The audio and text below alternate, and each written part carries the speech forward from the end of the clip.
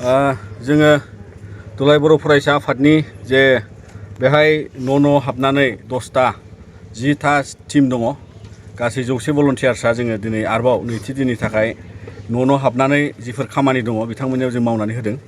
दा नैबेहाय जेरै न'खौ लुनो लादोंमोन नाथाय बिथांनि न'आव बुस्थु बाहायनायफोरखौ थिनानै दोननायाव माने सफा साइकेल शकेस आरो बिदिनो फालें गोदोनानै थाजोब्बायमोन आरो बिथाङा मालिकआ जोंखौ बोखांनो होबाय आरो बेबायदिनो दिनै गोबां न'खराव नुनो मोनो बाहाय आरो अखा एसे हादोंमोन आरो बेबायदिनो हाब्रुआ गेलगेला न'आव खोबना दंजोबो। जोङो दिनैबो बे मोनसे बिराद गिदिर थांखिखौ लानानै जोङो बिथांमोननि न'आव मदद खालामनाय सहाय खालामनायखौ जोङो दिनैबो नैथि दिननि थाखाय खामानि मावगासिनो दं आरो बेखायनो जोङो मिजिंथिगोन जे जोङो जेसे हायो एसे बे माजगाव गामियाव जिहेतु बिथांमोना माने फ्राय न'नि बिथाया दैनि सिङाव दंजोबो आरो न'फ्राबो बेबायदिनो अबस्थायानो गैया, दै लोंनोथ' बेबस्था गैया।